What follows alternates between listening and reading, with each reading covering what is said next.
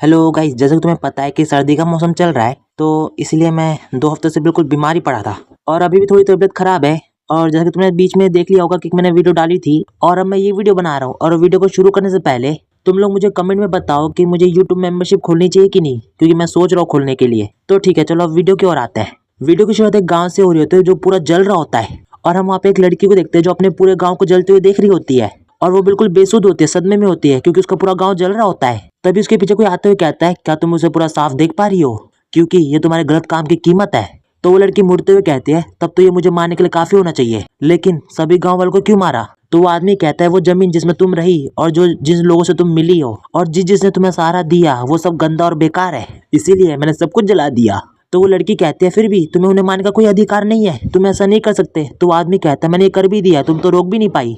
और ये मैंने इसलिए भी किया क्योंकि मैं एक देवता हूँ, मैं ओनर हूँ स्विफ्ट सेलेस्टियल मार्शल टोम और हेवन का नया मास्टर जिसे चुना है ग्रैंड हेवन डिफाइंड हेक्साग्राम ने। इसे सुन के वो लड़की बस गुस्से में अपने होठ चबाने लगती है क्योंकि उसे ही पता है कि वो उसका कुछ नहीं बिगाड़ पाएगी। तभी देखते कि वो आदमी अचानक से अपने हाथ को घुमा के किसी चीज पे हिट करता है और हम देखते कि वो एक बच्चा होता है जिसको उसने मारा होता है और कहता है, और यही तुम्हारे गलती का बीज है ना। और हम उस बच्चे को देख पाते हैं जो बहुत डरा हुआ होता है, रो रहा होता है क्योंकि उस आदमी ने अपने हाथों में स्वॉर्ड को उठा रखा होता है और कहता है, और तुम इस बच्चे को अपनी आंखों के सामने मरते हुए देखो। इसे सुन के वो लड़की पता नहीं क्यों मुस्कुराती है, फिर जोर से हंसने लगती है। इसे देखकर वो आदमी कुछ समझ नहीं पा रहा होता। तभी हम देखते कि उस लड़की के मुंह से खून निकल रहा होता है और वो कहती है, ओहो, तुम अपने आप को देवता कहते हो फिर भी अपने बच्चे को नहीं पहचान पाए। इसे सुन के वो आदमी कहता है, ठीक से बोलो, तुम्हारा क्या मतलब है।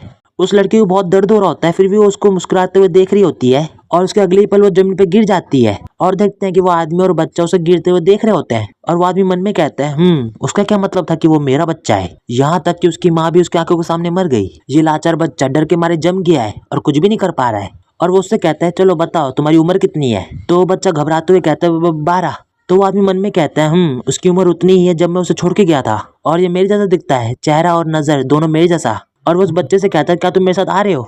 तो वो बच्चा कुछ नहीं कहता और बस चुपचाप वही जमीन पे लेटा हुआ होता है। तभी वो आदमी उसके पास जाकर उसे कॉलर से उठा लेता है और कहता है, चलो मेरे साथ। और वो उतना कहते ही वहां से उसे लेकर निकल जाता है। और नरेटर कहता है, बाद में उस बच्चे का नाम राजा मून रखा जाएगा। और ये वही होता है जिसे मैं प्रिंस बोल रहा था।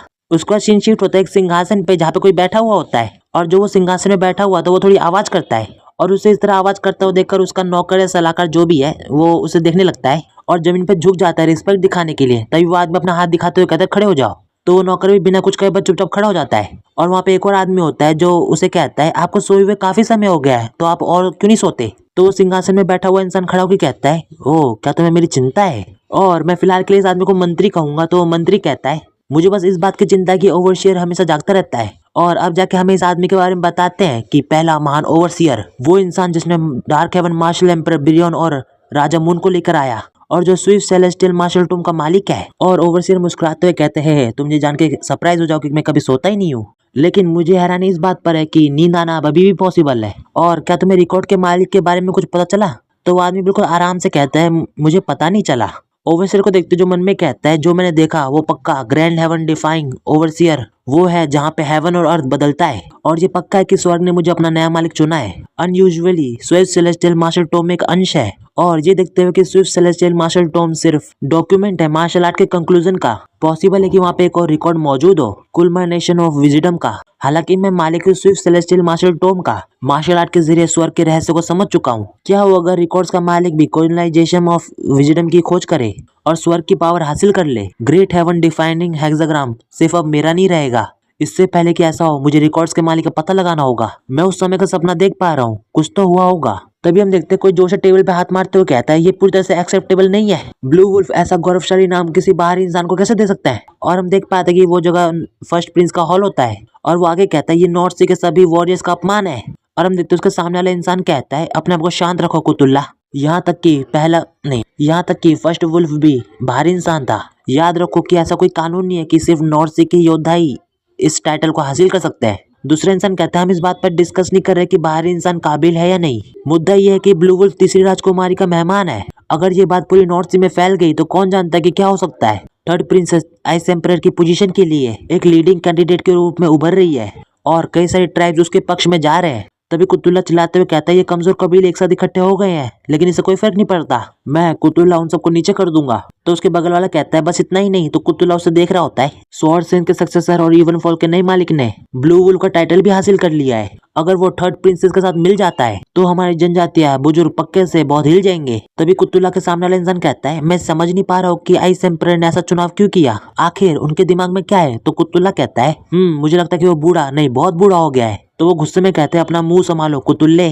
तो कुतुल्ला चिल्लाते हुए कहता है तुम अपना ध्यान रखो, तुम्हें अभी भी समझ नहीं आया आइस एम्परर थर्ड प्रिंसेस की तरफ पूरी तरह से मुड़ चुका है। उस कर्स्ड आइस एम्प्रेस ने उसकी आंखें और कान बंद कर दिए है और आखिर में ब्लू वुल्फ नाम भी उस बाहरी इंसान को बेच दिया गया है। तो वो आदमी गुस्से में चिल्लाते हुए कुतुल्ला का नाम लेके खड़ा हो जाता है। तभी बीच में फंच प्रिंस कहता है इतना काफी है, क्या अब आपस में लड़ने का समय आ गया है। तो इसे सुन के वो आदमी चुपचाप बैठ जाता है और फर्स्ट प्रिंस कहता है हो सर इस इनके शब्द सही है, आइस एम्परर की बात करते समय आपको सम्मान दिखाना चाहिए। हालांकि सर कुतुल्ला के क्वेश्चन में भी पॉइंट है, ब्लू वुल्फ इकलौता जानवर है जिसे आइस एम्परर ने मान्यता दी है, लेकिन ये क्वेश्चनेबल है कि उनके पास ये टाइटल देने का अधिकार है। इसके बारे में ओवरलॉर्ड ब्लेड क्या सोचते हैं, और इसका नाम बुयानटू होता है, ओवरलॉर्ड ब्लेड। और वो कहता है कि आइस एम्परर के हमले का सच सामने आ गया है। प्रिंस कहता है मुझे नहीं लगता कि हम इस पे बात करने से नहीं बच सकते। आइस एम्परर पर सीक्रेट हमला करने वाला गार्ड कैप्टन था, हालांकि इसके पीछे का मास्टरमाइंड अभी भी मिला नहीं है। अब तक तो सभी को मुझ पे शक हो ही गया होगा। तब इसका सामने वाला आदमी कहता है पॉसिबल हो सकता है कि मास्टरमाइंड का एम सिर्फ यही था। इस सिचुएशन को देखते हुए अगर फर्स्ट प्रिंस आइस एम्परर की पोजीशन को हासिल कर ले तो इसे मुश्किल से एक्सेप्ट करेंगी। सबसे खराब सिचुएशन में इससे आपसी लड़ाई हो सकती है। तो रैब्दुल्ला कहता है शायद ये सब आइस क्वीन की प्लानिंग है। तो उसके सामने वाला चिल्लाते हुए कहता है रैब्दुल्ला उससे बाहर आ जाओ। तुम सब सोच रहे हो कि मैं इसे रैब्दुल्ला क्यों बुला रहा हूँ, क्योंकि मेरा मन कर रहा है। और वो आगे कहता है अगर सीक्रेट हमला आइस क्वीन का खेल था तो क्या ये समझ नहीं आता कि इलाज का रिजल्ट कामयाब होगा। इसके अलावा स्वॉर्ड सेन का सक्सेसर अब क्यों सामने आया है, क्या आप इस बकवास पर विश्वास करते हैं। तो प्रिंस कहते हैं और भी अजीब बात यह है कि सीक्रेट हमले के पीछे के मास्टरमाइंड को सामने लाने के लिए आइस पैलेस की गतिविधियां सक्रिय नहीं है, नहीं बल्कि ऐसा लगता है कि वो घटना को छुपाने की कोशिश कर रहे हैं। तो टोपी वाला इंसान कहता है क्या आप भी यही सोचते हैं कि ये सब आइस क्वीन ने बनाया हुआ है। तो प्रिंस कहता है मेरे लिए तो ये पॉसिबल नहीं है। तो फिर भी थर्ड प्रिंसेस और आइस क्वीन को साफ है कि ये उनको सबसे ज्यादा फायदा हुआ है। अभी आइस एम्परर की सिचुएशन के सबसे पास का इंसान थर्ड प्रिंसेस होगी। तो रैब्दुल्ला के सामने वाला इंसान कहता है अगर हम अब उसकी भावनाओं को तोड़ने में फेल हो गए तो ये बहुत ही ज्यादा रिग्रेटेबल होगा, लेकिन हम ये कैसे कर सकते हैं, यहाँ तक कि ब्लू वुल्फ भी उसकी ओर देख रहा है। तभी कोई बीच में बोलता है वो ब्लू वुल्फ, तो सभी लोग उसकी ओर देखने लगते हैं। तो मैं उसका टेस्ट करूंगा।